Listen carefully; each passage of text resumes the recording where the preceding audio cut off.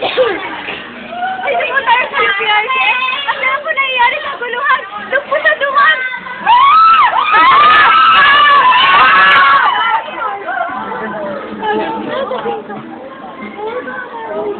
Ay, marami naman. Ay, pinaguluhin.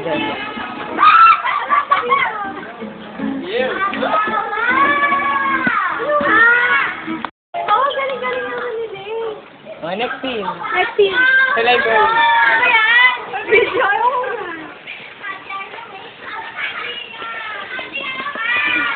Sige, mag-report ka. Ito po ang yung PRSS Library at nandito po kami ngayon para palibutin po kayo sa aming paaralan. Ito po ang Zero Machine. Kung saan po nagkabakare sa mga estudyante. Alam po naman po ang mga computers kung saan pwede kayo mag-print at mag-internet. At ito naman si Ma'am Barlaw at siya po ang namamahala dito sa PRSS Library. Sige po, paalam. Sorry. Napapansin niyo po ba ngayon na napakarami na pong magkaka-eme dito po sa rural? Lalo na po ang mga batchmates po namin. Gusto na po? Sige, Atlas. Isa na po si Atlas dito. Asan niyo po ba? Nabinilang. Oh my gosh!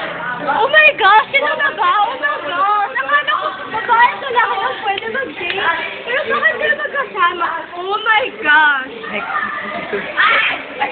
Aray, aray, aray. Hindi na sulit.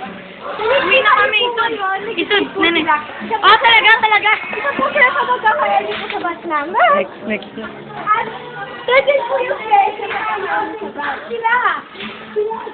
Kami. Sila naman.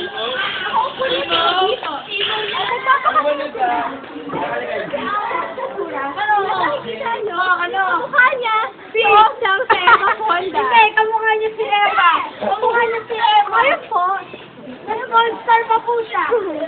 Alam, kita niyo po, this is the lover's lane. Kasi po, pwede mag-date ang mga magkaka-eme.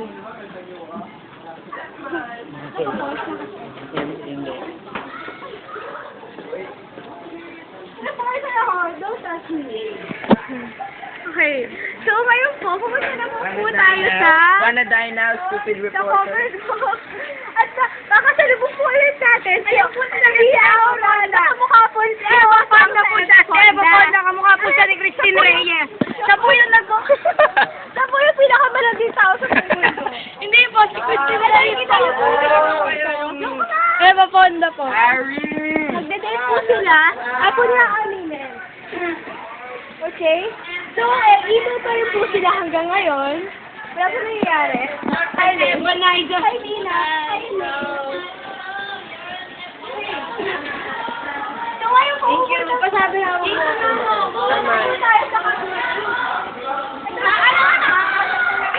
Paula si Dina at meron na po siya relasyon. Ito po. At tulong. At marami po nangyayari. Ito ako na kabubuhay.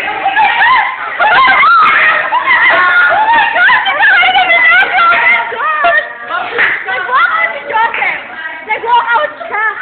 Ayaw si Sarah dun sa kanya. Napakasakit. Alam namin, naiintindihan namin. Pinipina niya yung pera niya para bumili ng flowers para kay Sarah Jen. Ngunit kulang ang pera niya. Kawawa naman. Ito na po si Lynn na may